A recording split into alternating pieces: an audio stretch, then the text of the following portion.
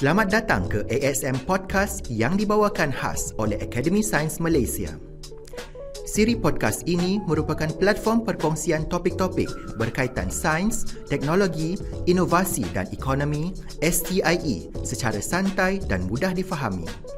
Setiap episod akan menampilkan jaringan pakar ASM yang akan berkongsi pengalaman dan pendapat mereka tentang STIE seiring dengan etos ASM.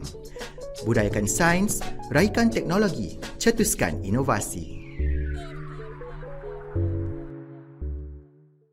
This is the ASM podcast episode. Yeah. So on this episode, I will ask some related questions related to pepper and rice.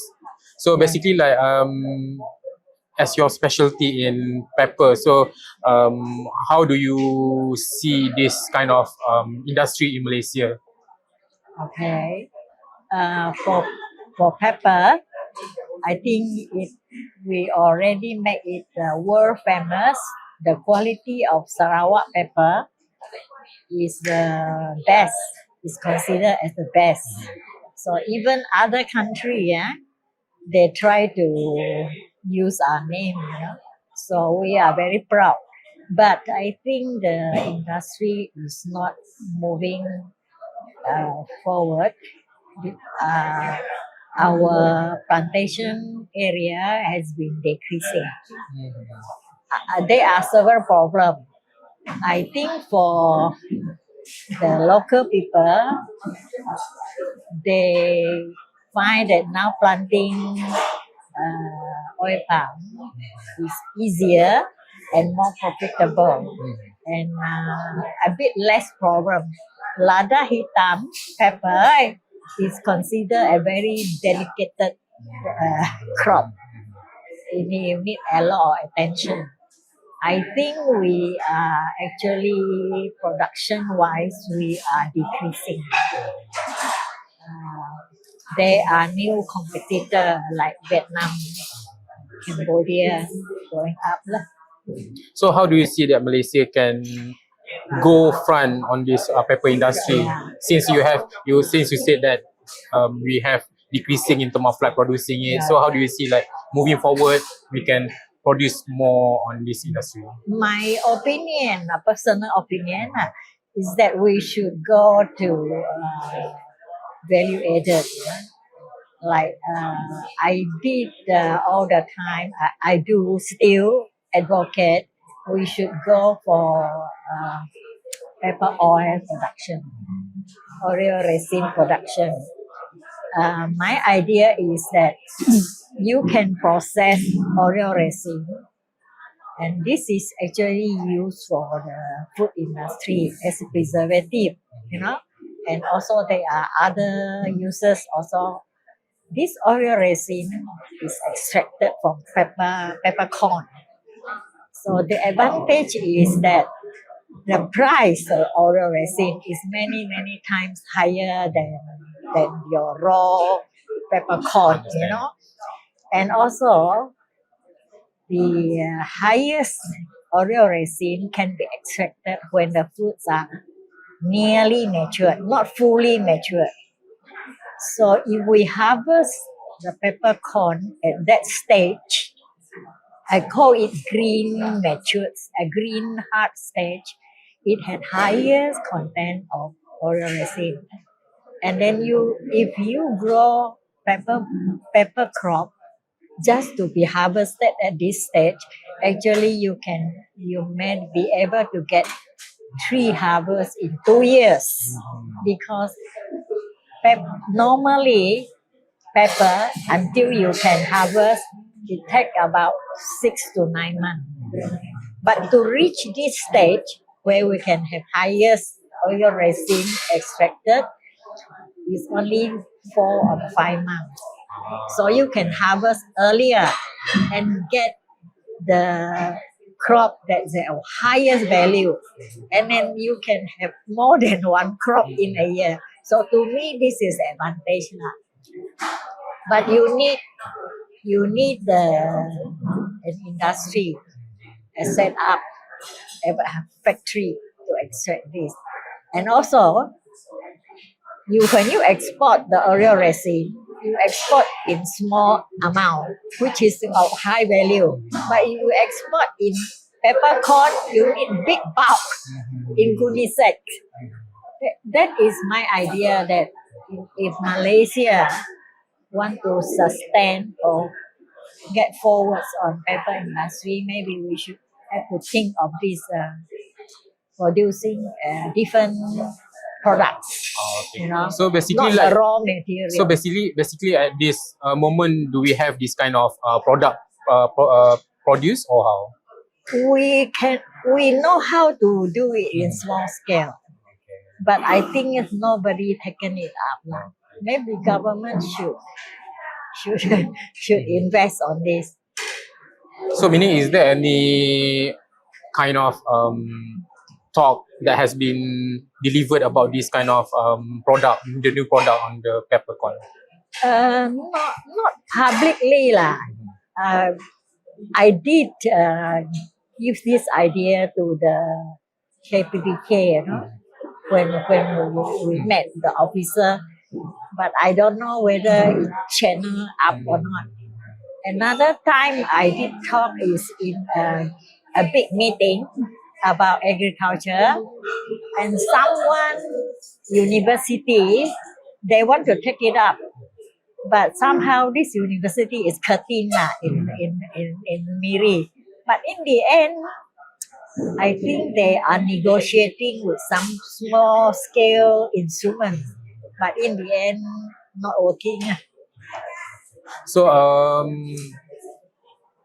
a bit like content. So what do you think about the young researchers or young people who are interested in pepper related kind of like course or maybe industry? So do you have any advice for them?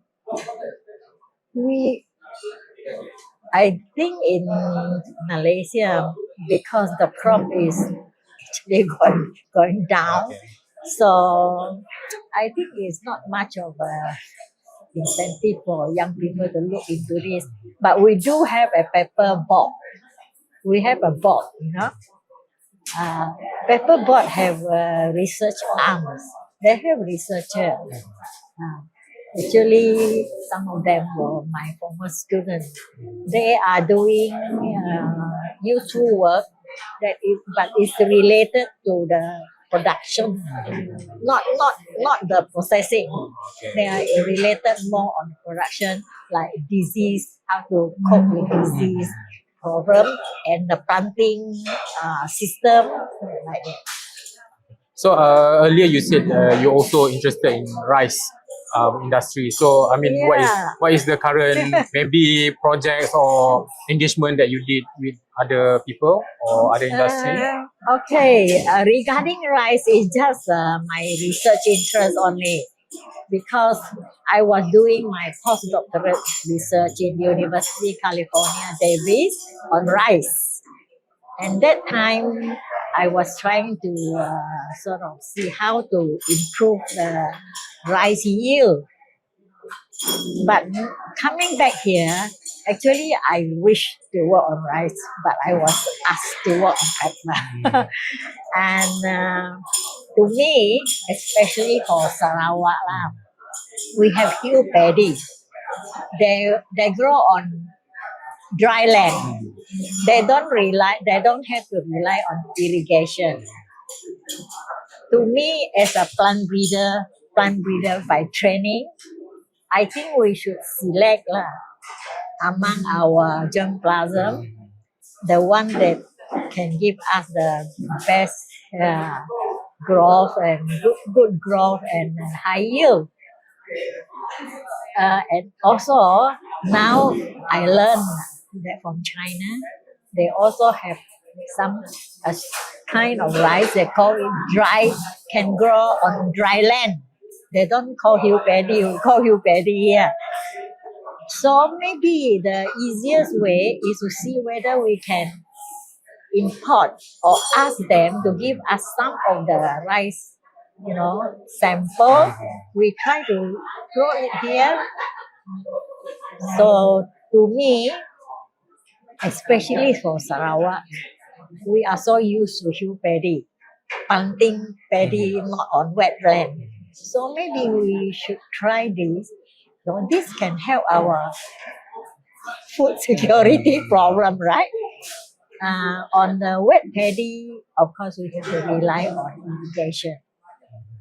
But I think Madi has done very well. I heard of a new variety. So to me, on rice, one thing is a dryland rice. Maybe we get some new. We do some research work to do selection for our good variety, or we can try to introduce from other country like China, any variety that can grow here. Also on the wet paddy, I also learned from China. They have rice that can tolerate salt water. They grow it on the marshy land or on the dry land that is very high salinity. If we can introduce some of their seeds here, we can grow on our seaside, or our river bank, because I think we should try lah. People got some new thing.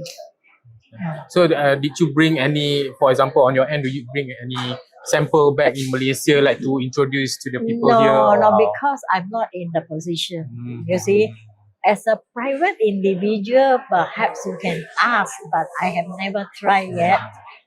But I think government research institution can also get linked and get it proper channel lah.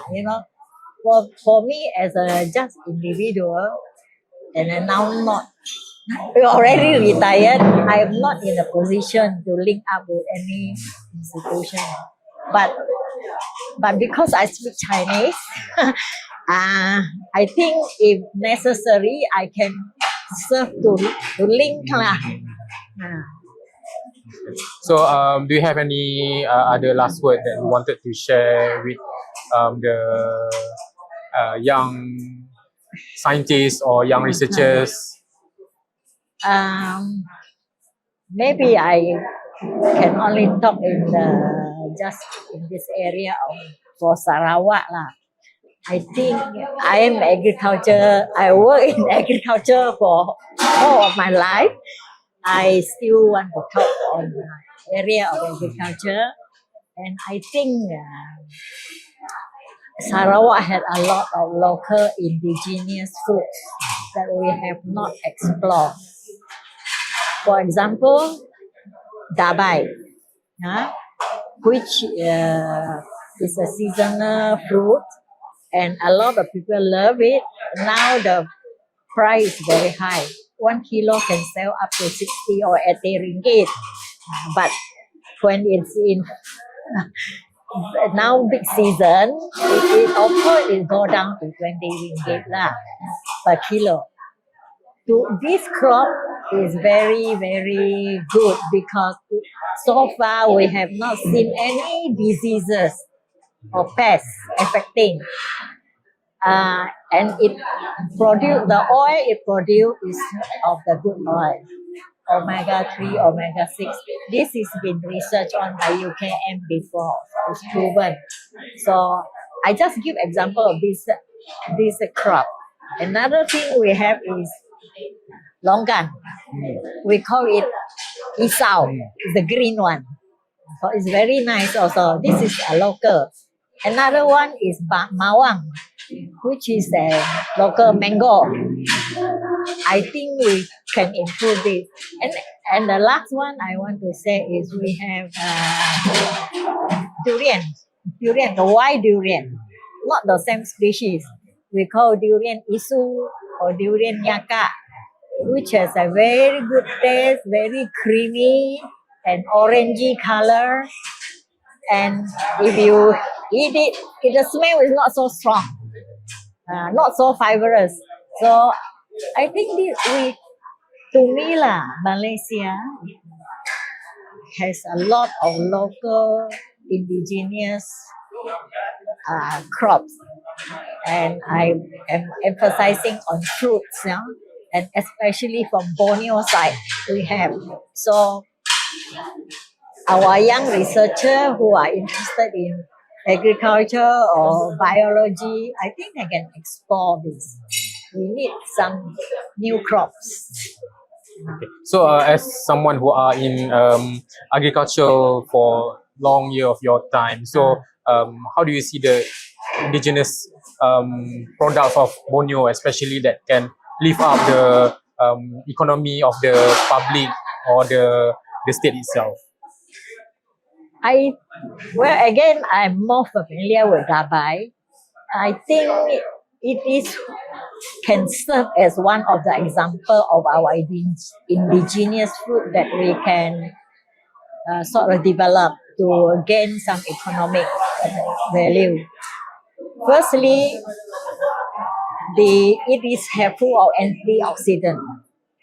We can extract the antioxidant from it.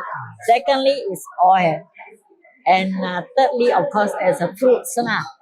And it can be processed into pulp and just preserve it and can be shipped anywhere.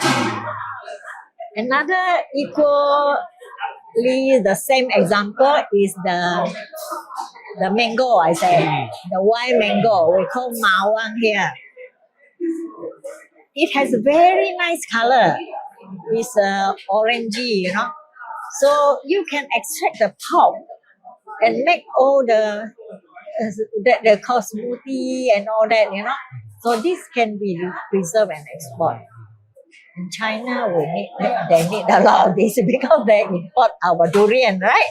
Durian pulp. Yeah. So we can make it pulp.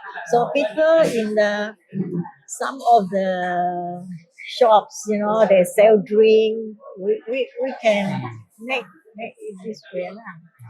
So, do you think that our indigenous kind of like product have been out there to the world, or what do you think that we can do about it? In your opinion, yeah.